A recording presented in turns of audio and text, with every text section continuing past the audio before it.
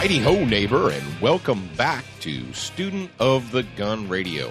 That's right, I am your host, Paul Markle, and we are here again, yet again. They haven't shut us down yet, despite our pro-liberty leanings. We are still on the air, if you can call this on the air. Can we call this on the air, Jared?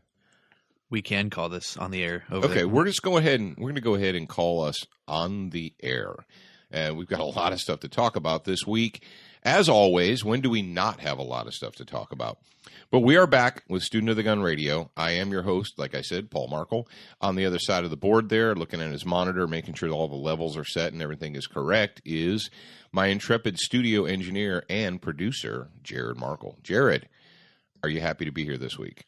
I am happy to be here. I thought we had Ned Flanders over there. And you like that? I don't remember Ned's son, so I'll be Bart. Oh, yeah. Okay. Well, we every once in a while we like to channel like some bizarre or inane movie or television references. And speaking of channeling bizarre or off the beaten path movie references, last week Jared was trying to come up with the source for a reference that he made about the finger guns, and one of our listeners wrote in and they said it was the movie called The Losers. That's where that came from.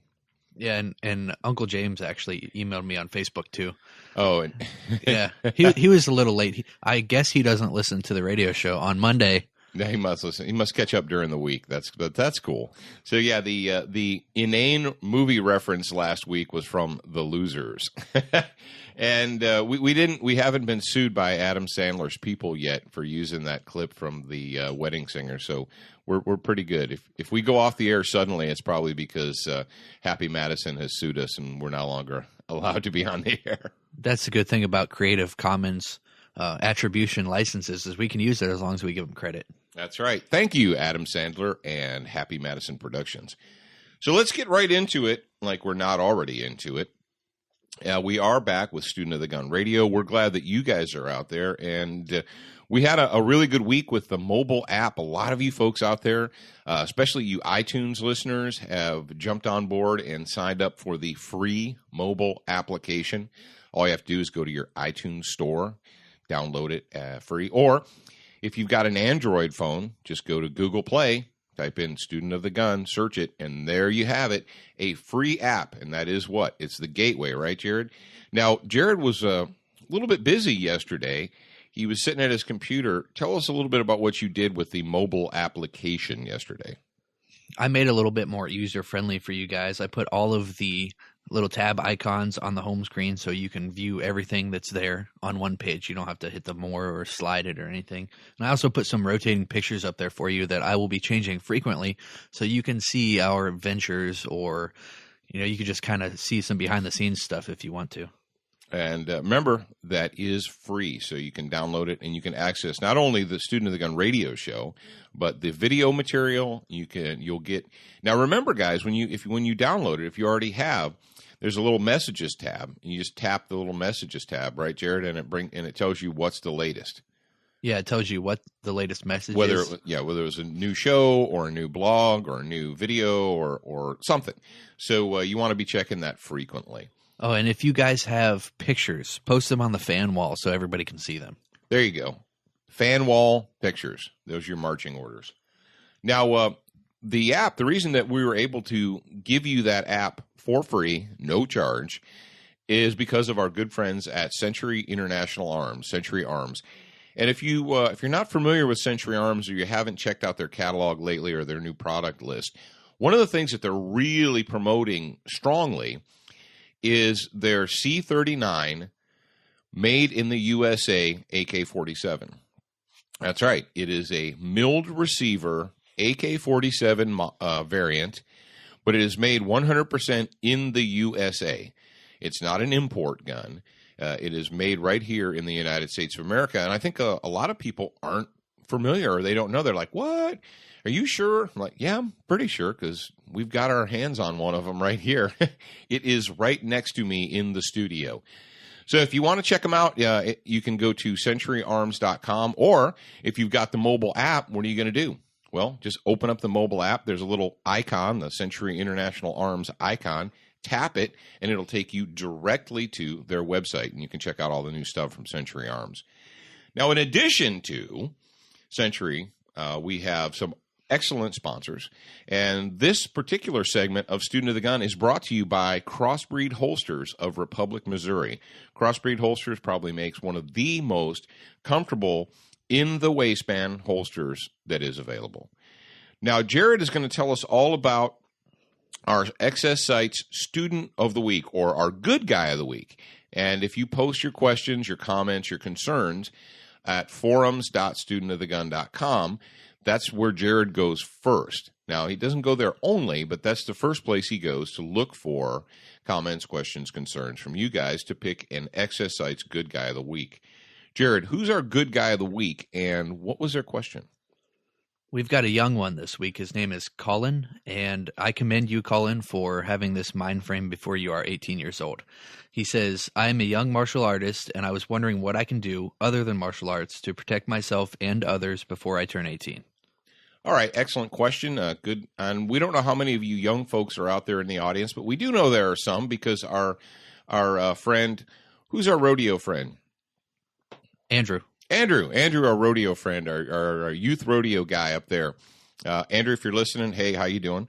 But back to Colin's question, what can you do? What can you legally and legitimately do to protect yourself or others? You should stop and let the parents get their kids. And in 3, 2, okay. What? The parents are supposed to go grab their kids and let them listen right now. Oh, okay. Children, or parents, go grab your children. But we do keep this. We do have family-friendly lyrics, or don't we? Yeah, we have a family-friendly rating. Yeah, the rating's family-friendly. Yeah, so good for us. But back to the question. Okay. If you are a teenager, now there's a lot of, depending on where you live in the United States of America or in the world, the laws will vary. Because if you're under 18 years old, you are technically a minor. And now, a possession of a deadly weapon by a minor in most states is reasons. It is not a crime. Do you guys know that a minor cannot commit a crime? Did you know that, Jared? Yeah, I knew that. Yeah, a minor cannot commit a crime. I thought they couldn't commit a felony. No, they cannot commit a crime. Just a crime in general. And you're like, what do you mean a minor can't? No, under the judicial system in the United States of America, if a minor commits an offense that would normally be considered a crime if they were an adult, they're either adjudicated to be unruly or delinquent. So if I'm 17 years old and 360 days, then I can go rob somebody and I didn't commit a crime? What are you talking? If you're 17 and 360 days old. Oh, yeah. If you're under 18, yeah. Unless the courts decide on a case-by-case basis that person can be tried as an adult. Now, that happens quite often. You have 17 and 16-year-olds and even 15-year-olds that are tried as an adult, but that is a case-by-case basis. Anyway, the reason we're bringing this up is because if you look at your local state statutes, most of the state statutes, when it comes to carrying a concealed weapon, they list all kinds of crazy stuff. If you read your state's carrying concealed weapons laws, they say things like dirks and daggers and saps, and I love it. I think Ohio, in their concealed carry legislation, said shall not, concealed carry of a deadly weapon such as a firearm, folding knife, this and that, and then it uses the term dirks and daggers. How many of you out there, like, I don't know, maybe if you just got off a pirate ship, you've got a dirk on you, or you might have a dagger on you. But if it is a deadly weapon and you're under age 18, you are probably prohibited from concealing that on your person. Now, what about pepper spray? Can a minor legally carry pepper spray? In some states, yes, and in some states, no, depending on where you live. Chances are really good if you live in a slave state, if you live in New Jersey, New York, California, Illinois, what have you. Chances are really good if you live in one of these slave states that you will be prohibited from owning or carrying any kind of pepper spray, CS, mace, what have you. But how about a flashlight? That's what our friend Colin said is, or a tactical pen. Could you carry a tactical pen or a surefire flashlight or something like that? Well, the answer is yes, because it is not specifically a weapon. A lot of times these martial arts weapons that they sell in the back of the magazines, these Kubatons and mini batons and all this stuff, and these spiked key rings and stuff like that. Please don't carry a spiked key ring. But when you say, well, why not? Because it has no other purpose than being a weapon. If you're ever stopped or you're involved in a situation where you're searched by the police, or there's an after action investigation, and they find that you had a mini baton or a spiked key ring or something like that, there's no way you can say, well, I carry that because it is a flashlight or a writing instrument or whatever. A mini baton has no other purpose than to be a weapon. Are we hip with that? But a aluminum pen is what? It's an expensive writing instrument that also happens to be very stout and sturdy, and if you're attacked, you can use it as a defensive tool. Same thing with one of the modern type flashlights, like the ones from Surefire. If you have a Surefire flashlight or one from Blackhawk, or give me another one, Jared. Smith & Wesson. Smith & Wesson. No, that's a bad example. Smith & Wesson doesn't manufacture flashlights. Oh, I thought you were still talking about the pen. No, about the flashlights. Like, let me see. Olight. There's a company called Olight that's coming out with one. And there's a company that makes really, really good lights, but they don't advertise, so you probably have never heard their name, and that's Terralux. But my point is this. If you're going to carry a defensive tool, it needs to have some other purpose besides hitting or stabbing or hurting people. And that is what I would recommend to you, especially if you are under age 18. And if you carry something that is designated as a weapon, you could end up in trouble because you're carrying a weapon. But if you're carrying a really nice aluminum pen, it's a pen. If you're carrying a flashlight, well, what are flashlights for? So you can see in the dark, right? Now, just because it happened to be in your hand when you were defending yourself, that's just a benefit. So I would stay away from things that can be specifically designated as deadly force tools, knives and blackjacks and saps and mini batons and stuff like that, because you're pretty much just asking for trouble in that regard. But there's no reason you couldn't carry a high-quality pen or a flashlight with you all the time.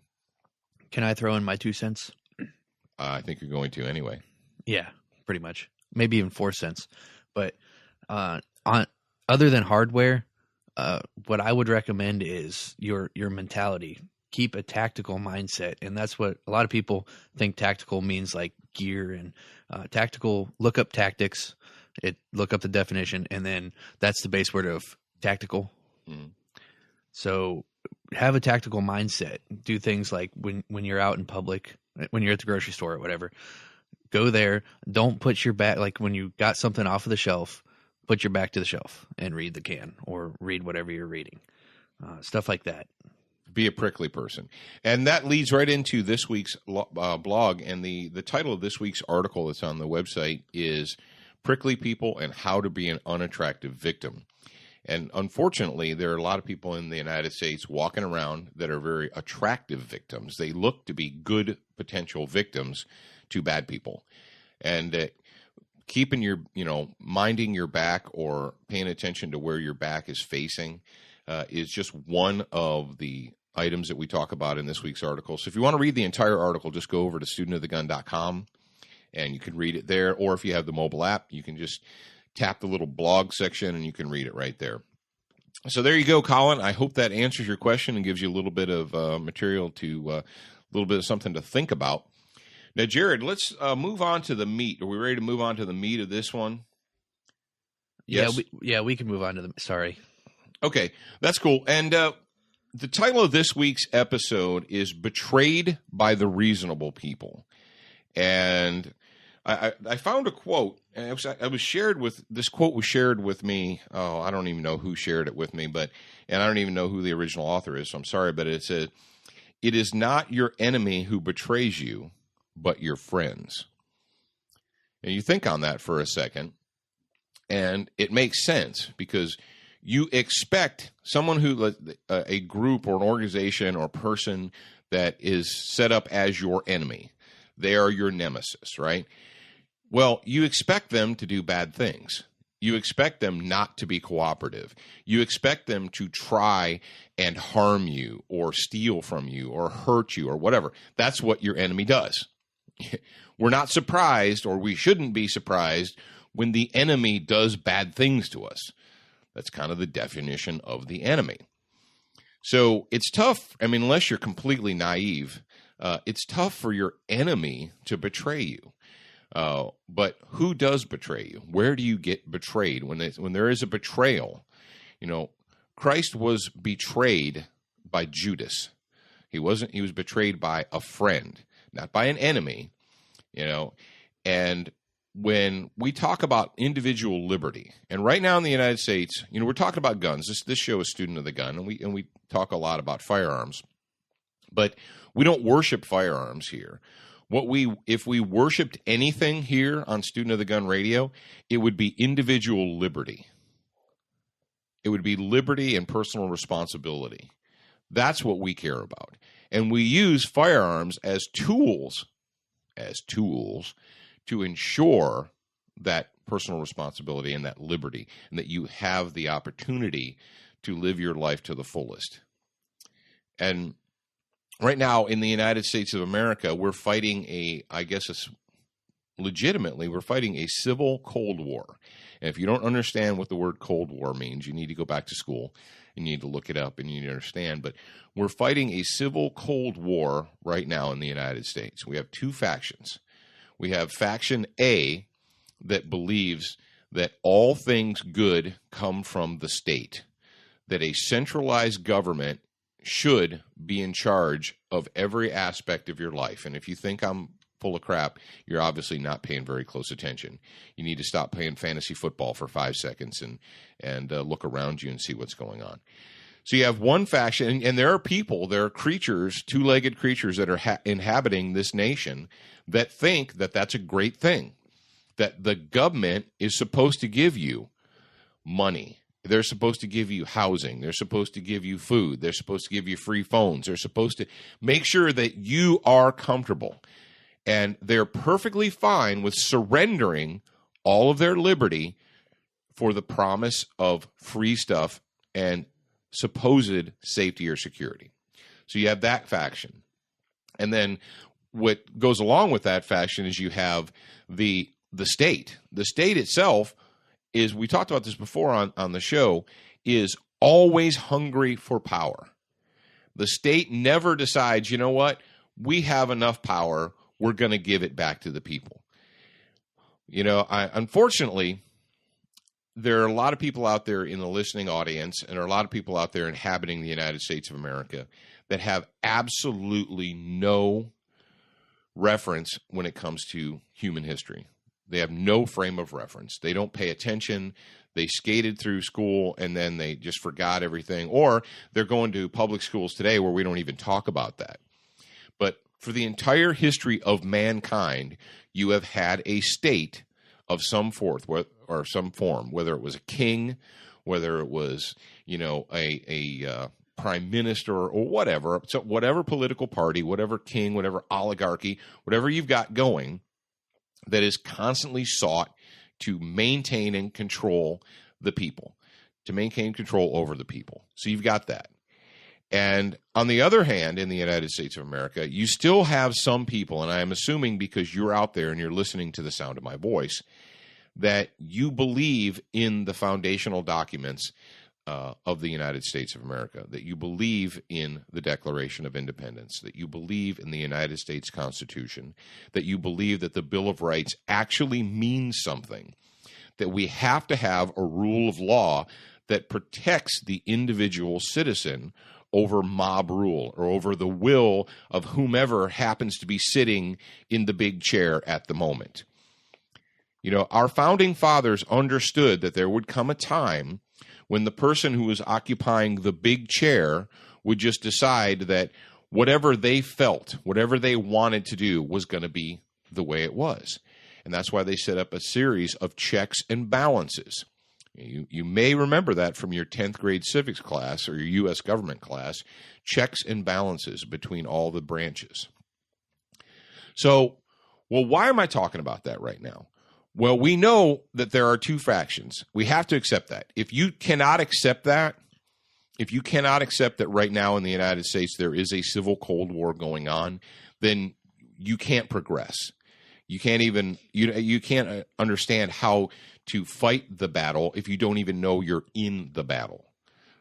There's a lot more people than I would like to think that don't realize this. For instance, the town that I grew up in have a lot of people that are kind of oblivious to what's going on in the real world because they're stuck there in this little town where nothing is really going on that's actually happening in these big cities. And so they don't have the experience, and they can't fathom it. They can't understand it. Because I got in several debates with people that I told them what I've seen, and I've physically seen it and heard it, and myself. Examples of the nanny state. Yeah, exactly. Like the thing going up to New Jersey, and I was at the Verizon store the other day, and can I throw this quote out? Yeah, sure. Go ahead. Quote, I ain't paid my bill on time, but I can still upgrade my device, right? End quote. And then this female that was using her tax return, which probably wasn't even a return, money to buy this phone or tablet or whatever she wanted. I don't remember what it was. She got angry when the Verizon employee told her no. Yeah, well, so if you understand that we're currently in a civil Cold War, that there is a battle going on between those who want to be taken care of by a nanny state, who will surrender all of their liberties to a nanny state for the promise of comfort and security. Then you have those on the other side that understand that it is not the responsibility, the duty, or the job of the state to make you comfortable. It is the duty, responsibility, and job of the state to protect you from foreign invasion and to allow you to have basically a free nation or a safe nation where you can pursue life, liberty, and happiness. We understand that. You might have heard that once before. Now, so where does the betrayal come in? Where does the betrayal come in? You're not, remember, we talked about you're not betrayed by your enemies because you expect your enemies to harm you. That's what your enemies do. It's the people that should be on your side, the people that should know better. When you hear or read or see stories of people who should be on your side, they should know better, and yet they want you to surrender. They want you to surrender a little bit here, a little bit there, and that is where we get on our side, where we become upset. And people will point out, see, your faction, your side, you're always fighting amongst each other. Well, first of all, if you think that the other side is, full of peace and harmony, you're crazy. You're delusional. But we've seen examples over the years. We had the now infamous Jim Zumbo article about terrorist rifles, where Jim sat down and wrote a column about AK-47s and AR-15s have no business in the hunting field, and that the state should take steps to prohibit them from being used in the field. And he referred to AR-15s as, quote, terrorist rifles. And obviously, there was a big blow-up over that. People who are legitimately good guys, United States military veterans, sportsmen, and so forth, who use AR-15 style platforms and AKs to a lesser extent for hunting, especially varmints and what have you, and predators, were legitimately outraged that this, vaunted outdoor writer, outdoor personality would refer to a tool that they use as a terrorist rifle. Well, he had to apologize. He went through, Jim Zumbo went through what we'll call Ted Nugent rehab. And he sat down with Uncle Ted, and Uncle Ted schooled him. So he said, "I'm sorry, and can I play again?" And some of the people in the industry have welcomed him back. Not everyone has. When recently we had another such Zumbo type, and it's actually being called pulling a Zumbo when you say something just completely out of left field or what surprisingly ignorant. And well, just recently the Guns and Ammo took some heat because Dick Metcalf wrote an article, an op-ed piece about accepting reasonable restrictions. And it wasn't so much what he wrote, although he should have known better, and it wasn't completely Dick's fault, because even though he's the author of it, an editor had to read that, and an editor had to greenlight it, and an editor had to publish it. And now the editor is gone, and Dick is gone. But what we find, at least personally, what I find most disturbing about that particular incident was not what he wrote, because it was. Let's face it. What if you read the article? It wasn't that shocking. I mean, it was kind of disturbing that someone who's supposed to be on our side, who's supposed to quote get it, is in the year 2013, 2014, is going to go ahead and go on record as saying that there are, we need to accept reasonable restrictions and so forth, because I think we've been reasonable enough. I think the freedom-loving, pro-liberty side of the United States, I think we've been pretty darn reasonable for the last 80 or 90 years. We continuously accept restrictions on our liberty, a little bit at a time, a little bit here, a little bit here. And we've been plenty reasonable. We've been more than reasonable. And it's never enough. Remember, hip students of the gun, what do we know? That the anti-side is never, ever, ever, ever satisfied. They will never be satisfied. And they've shown us through their actions. They pass a gun, you have states that have the most restrictive firearms regulations in the whole country. New York, New Jersey, California, Connecticut.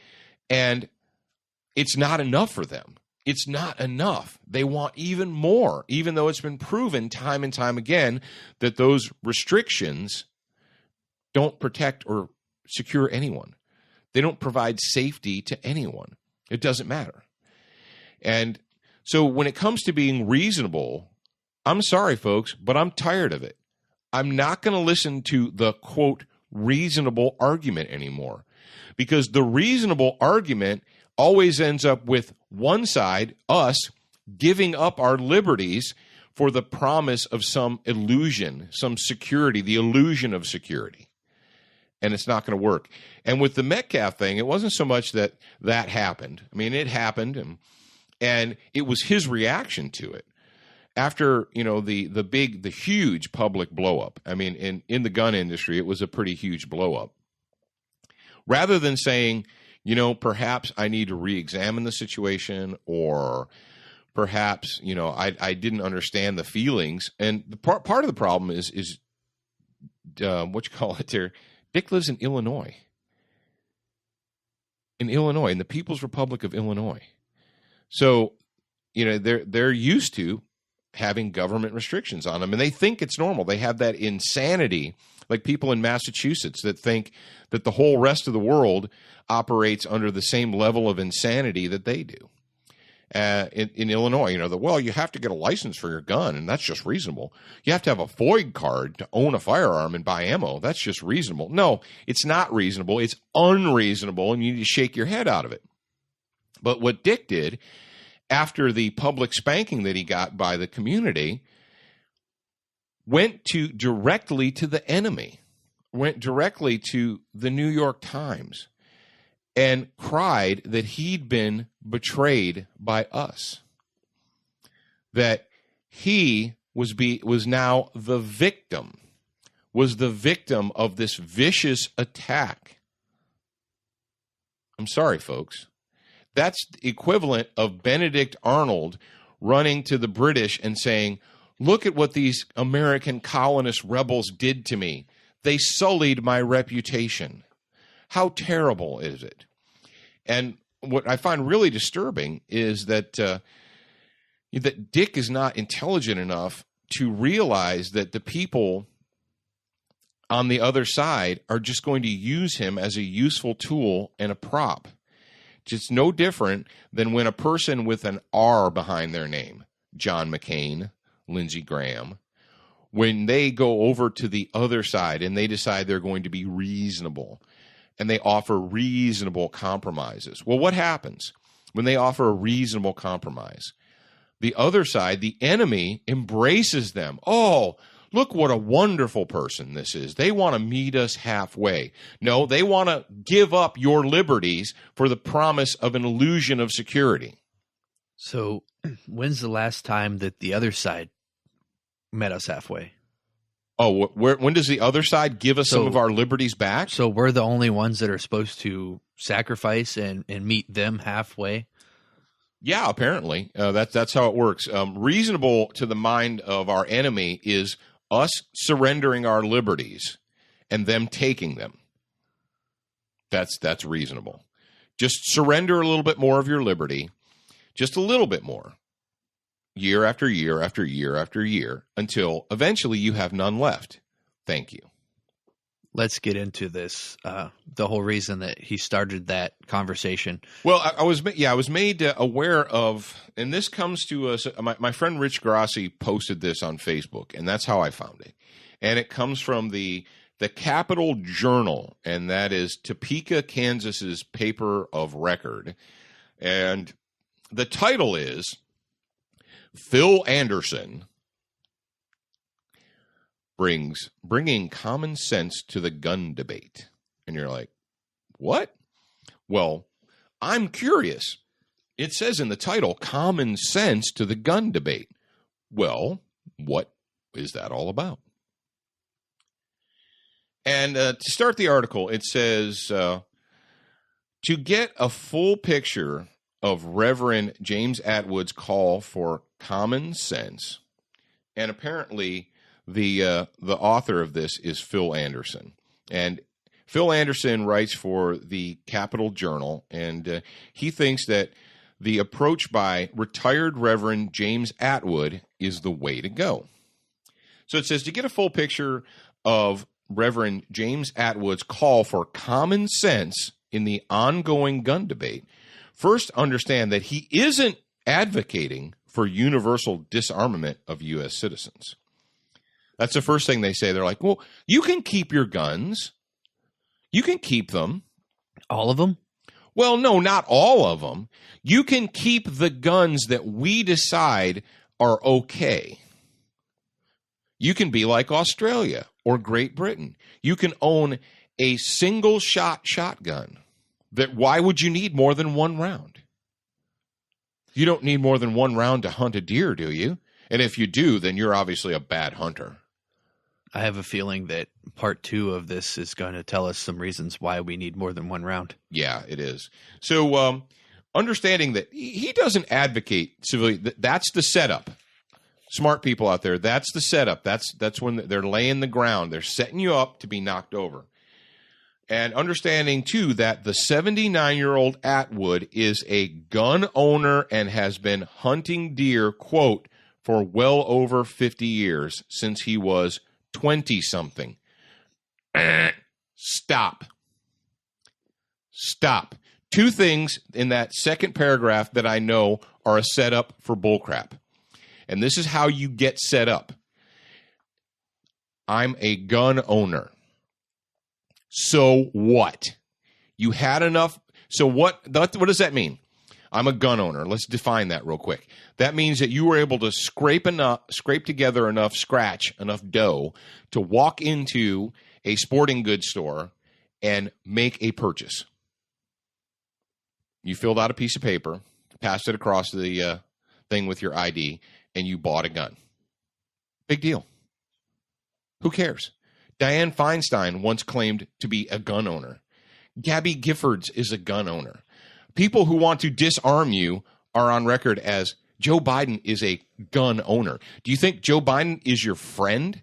That he's on your side? That would be like me going to, let's say, NASCAR and saying, you guys should only have 4-cylinder engines. I own a car.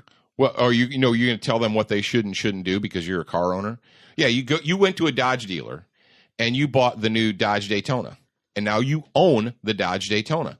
So you drive up to Talladega, you pull up to the gate and you're like, "Hey, I'm here. I want to enter the race." They're like, "What do you mean you want to enter the race?" "Well, I have a brand new Dodge Daytona. I can race, right?" And they look at you like you're an idiot. They're like, owning a car doesn't mean you're a race car driver. Owning a gun doesn't mean you're a son of liberty. It doesn't make you a de facto patriot. And let's go to part 2 of that. And has been hunting deer for well over 50 years.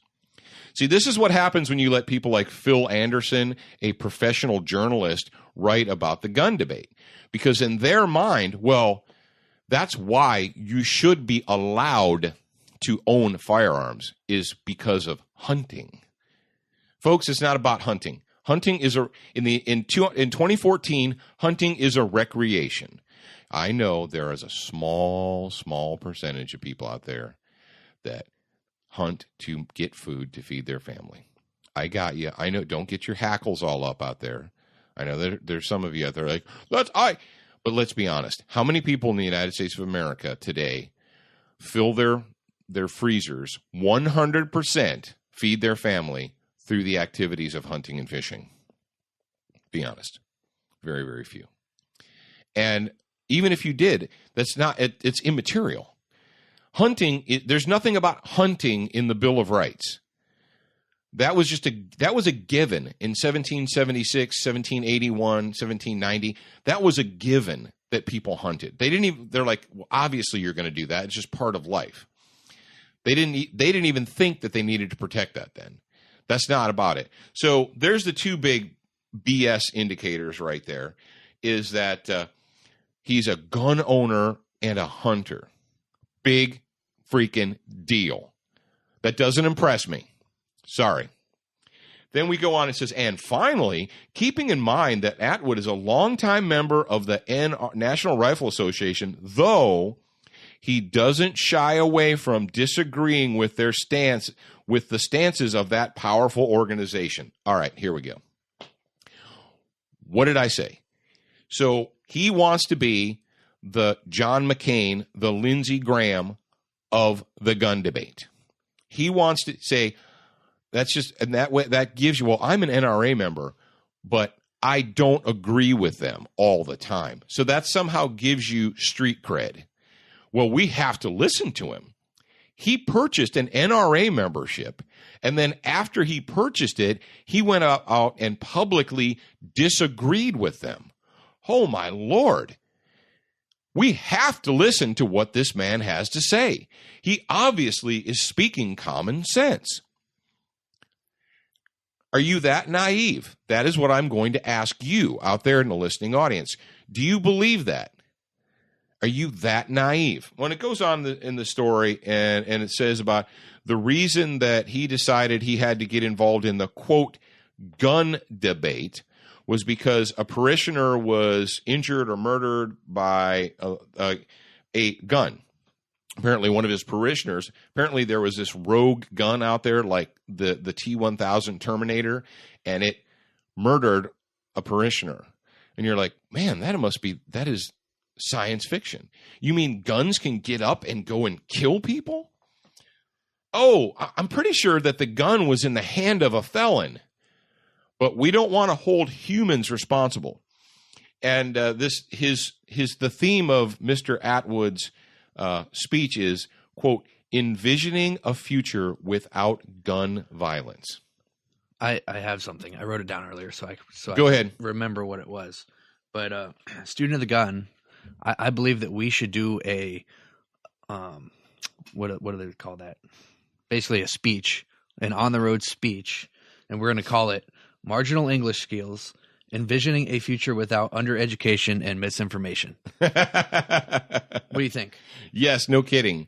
Envisioning a future where people aren't a bunch of mindless slaves, a bunch of comfortable slaves that will just eat up anything that is fed to them, that they have to actually think for themselves. Now, the gun violence thing here, envisioning. So if you accept the premise of that, It is the actual tool itself. It is the piece of hardware that commits the violence, not felons, not human beings. We're going to give the human beings a pass, and we're going to blame the inanimate object. I'm sorry, Mr. Atwood, I don't know you, but here's what I would suggest. You need to go ahead and stay in retirement. If you are a retired minister, I suggest that you minister to your flock. But when it comes to liberty, to being a patriot, to defending this nation against all enemies, foreign and domestic, the gun is simply a tool. It is a tool that we were left by our predecessors, by our posterity. To us, we are the posterity of our predecessors, to ensure the Bill of Rights, the U.S. Constitution, to protect ourselves from the oncoming tyranny. And this reasonable, common sense approach always boils down to one central theme. You, the peasant, need to surrender more of your liberty in order to be safer. That is the theme. All the other smoke and mirrors, and I'm a gun owner, and I'm a hunter, and I'm a member of the NRA, but I don't agree with them, all that other garbage is to just get you to be, quote, reasonable and accept it. And I don't know about you folks, but I'm done being reasonable, and I'm done accepting it. So you can save that. I want to end this conversation with the very first comment on this article says, there is no debate. The left just hasn't realized it yet. The American people have spoken loud and clear. End of story. There you go. Awesome.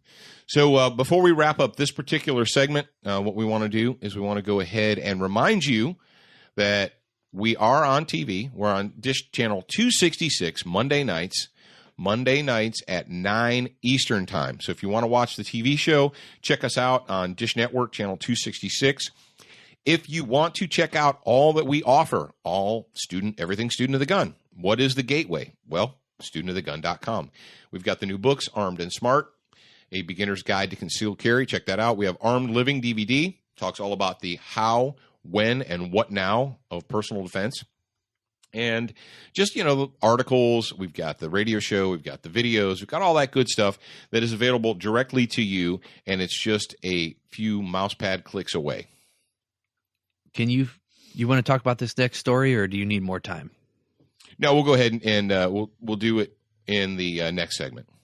All right. All right. So coming up in the next segment is going to be called, we aptly titled it Potpourri. For those of you who are fans of Jeopardy, what is potpourri? It's anything goes, right? We've got a wild boar attack. We've got a discussion of negligent discharges, and it's a negligent, not accident, and why so.